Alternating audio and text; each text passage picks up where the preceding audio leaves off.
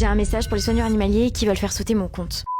Et oui, en 2026, Calimero est toujours là et toujours aussi fermé, contrairement à ce qu'elle fait croire. D'ailleurs, avant de parler de volonté de fermer son compte, il s'agissait surtout d'avoir des débats, des discussions constructives. Mais ça reste toujours refusé, censuré. Mais rassurez-vous, collègues animaliers, elle n'a rien contre nous, seulement auprès de nos institutions. Pendant mon voyage au Japon, j'ai rencontré le petit macaque Punch et j'ai des choses à dire. Comme par exemple le fait qu'elle ne l'a absolument pas vu qu'elle y était au mois de décembre et que celui-ci a été réintégré dans son groupe au mois de janvier. Ou que tu as travaillé pour la dite marque de greenwashing. C'est donc reparti pour un tour de fausses informations, désinformations et tout ça avec les sources des principaux mentors qu'on va citer. Pour commencer, Paz, un groupe animaliste anti-captif qui a de magnifiques combats concernant la société, le respect des animaux, la commercialisation, l'utilisation de ceux-ci dans l'alimentation ou les vêtements, mais aussi le savoir-vivre avec les animaux liminaires, et du coup anti-captifs, mais avec des idéologies radicales, souhaitant la fermeture de tous les parcs ou leur transformation en refuge, sans jamais prendre en compte, anticiper les futures structures d'accueil, et sans personne avec de l'expérience professionnelle dans ce milieu. S'attaquant principalement aux zoos publics, parce que pour eux, l'argent public ne doit pas servir à la captivité, à l'enfermement, à tout ce que vous voulez concernant les animaux, leurs principales armes étant des vidéos de désinformation, facilement contestables, et je ne vous parle même pas des débats. Je vous invite à aller voir. Code Animal est à peu près la même chose, sauf qu'ici nous sommes principalement sur de l'anticaptif.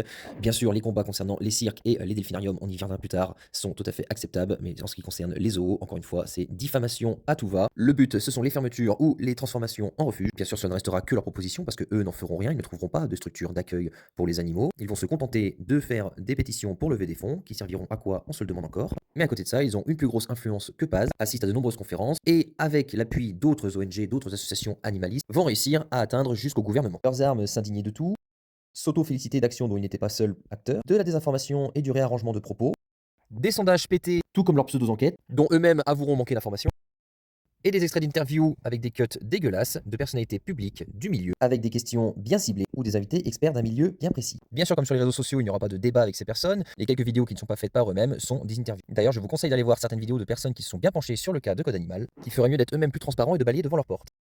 Nouvelle source de Yuna, la fondation Born Free est un pilier dans le monde animalier de par ses actions et associations à travers le monde. Anti-captif, il surveille de près les conditions de vie des animaux, principalement au Royaume-Uni, mais aussi à travers le monde entier. Ils sont toutefois moins radicaux que les deux précédents, de par leurs connaissances, notamment concernant les habitats naturels. Je vous laisse apprécier la carte mondiale des signalements, sans grande surprise.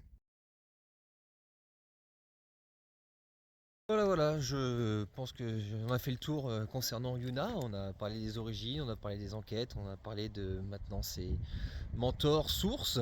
Et on a d'autres choses qui nous attendent, hein, notamment l'affaire Marineland. Allez, à très vite.